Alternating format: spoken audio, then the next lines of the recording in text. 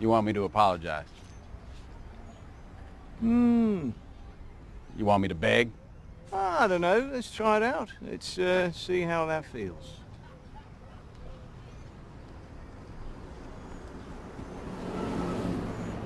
Ken, I'm sorry. Sincerely.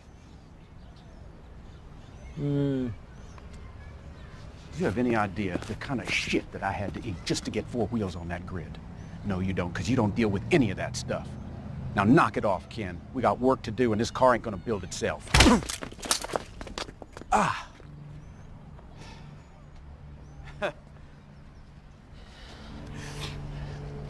Okay.